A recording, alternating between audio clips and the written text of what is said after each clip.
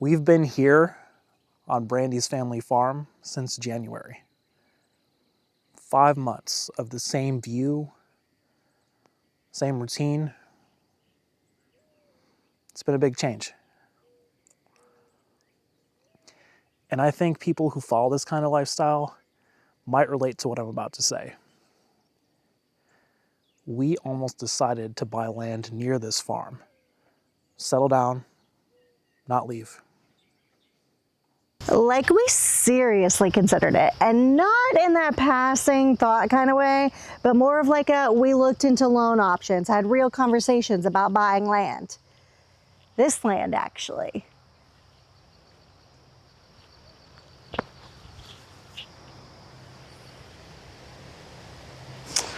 Because this land, it checks so many of our boxes. And with the rising cost of literally everything, staying put in homesteading sort of felt like the safer option to us. And if you know us, you know that it's not a small thing. The bus, the travel, the whole life that we've built around moving and meeting people and finding stories. That's just not something you casually reconsider. But with everything going on in the world right now, costs going up, uncertainty everywhere, it makes you think. And it's been making us think really long and hard about what's next. Like, isn't she just the most beautiful thing you've ever seen? It's hard to say no.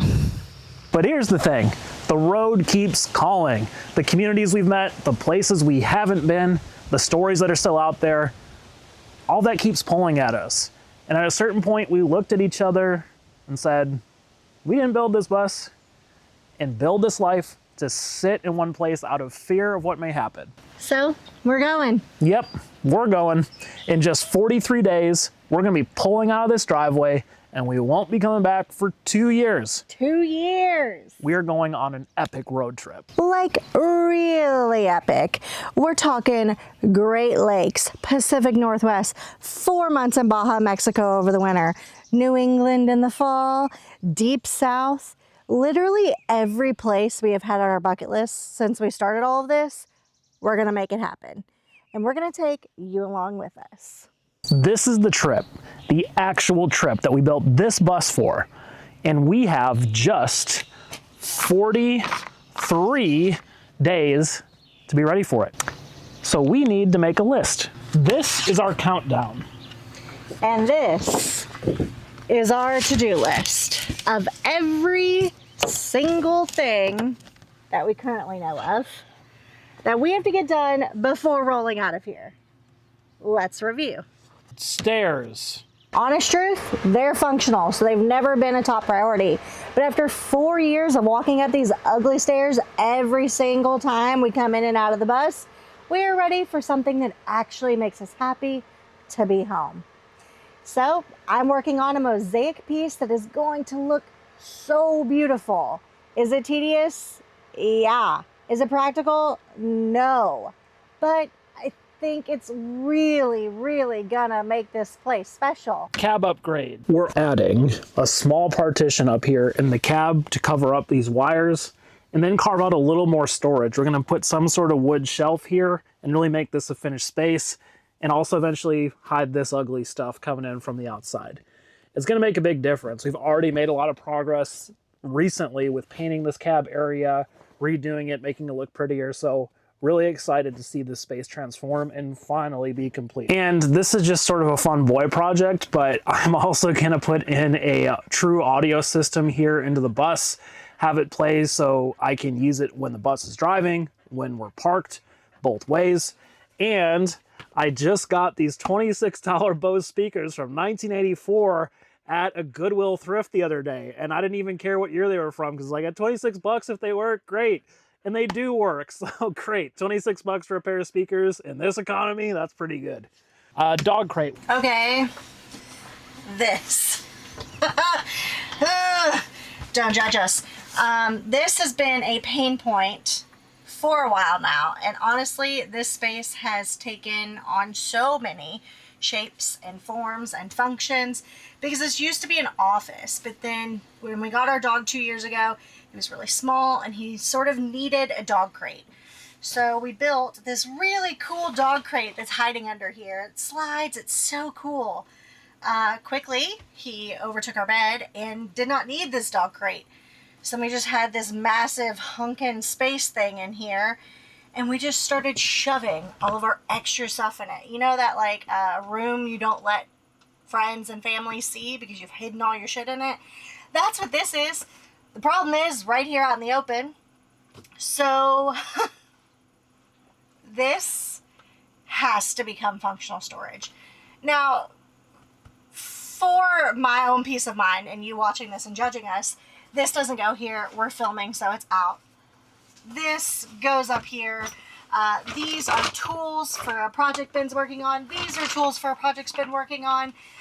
This is my sourdough starter kit. This is more electrical equipment. Like, these things, a lot of them will disappear as we're doing the projects that we're talking to you about right now. But currently,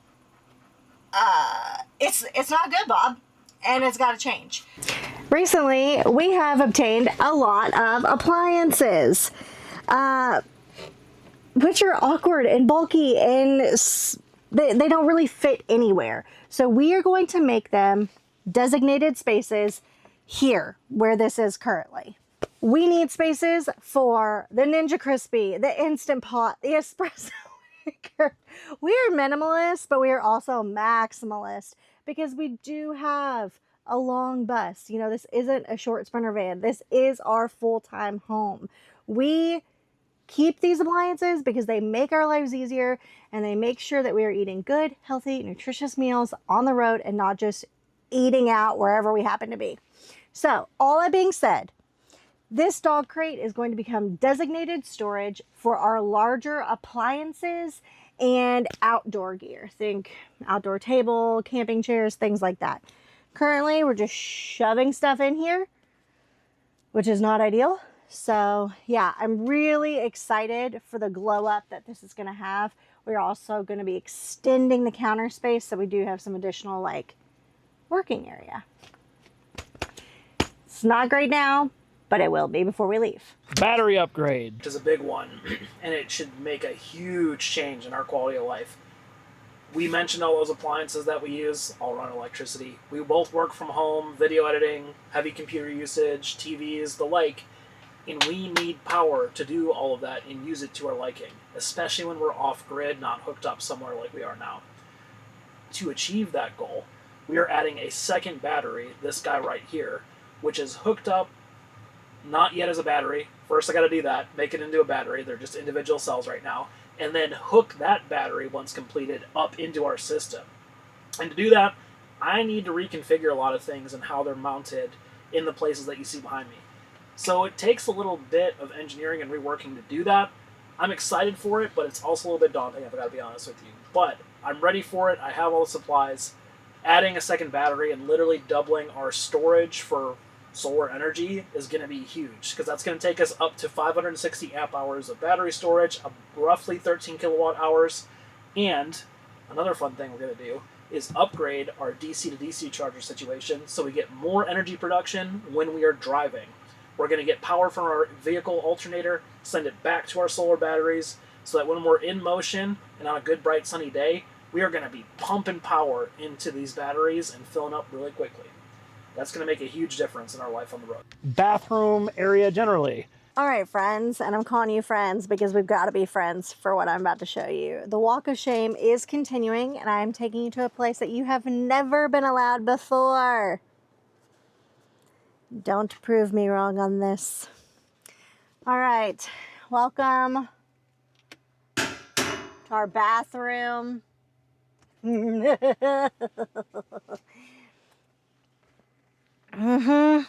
a good look at it.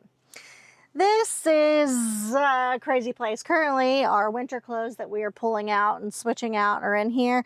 Our, you know, pine shavings for our composting toilet, our large bulky backpacks, everything is in this closet. And I call it a closet because that's what it's been for 4 years. This is going to be our shower. And it is going to be incredible because look at this space. I mean, honest to God, we may have the biggest bathroom shower area of any bus ever made ever. Check me on that. If you find one bigger than us, let me know. Yeah, when this is done, it is going to be so incredible. The problem is I am terrified of water damage. Okay. And when you live in a vehicle that, you know, earthquakes 24/7, putting in a tile shower is terrifying because one cracked tile, one seam gap, I don't even know the technical terms, and you've got water in places you don't want them. And when you have a metal floor underneath this subfloor, that can rust, which can lead to real problems. So the goal of this shower is to become a shower. It's going to be tiled beautifully, hopefully. Never done tile work in a shower before, definitely not in a vehicle. And it's not going to leak. Those are our goals. This has been put off for so many years, largely due to my fear of having a leaky shower. And also, we have an incredible outdoor shower, which works for us 80% of the time. And the 20% of the time that we can't take an outdoor shower, we can run a Planet Fitness. All that being said, we do plan to go into some urban places and some places where it would just be more difficult to shower outside. And we have the space set aside already. So I think we're going to do it. If you are wanting a full crash out video, that's most likely going to be our shower video. So stay tuned for that one. Trim, lots of trim projects to do. So much trim. Bus mechanical.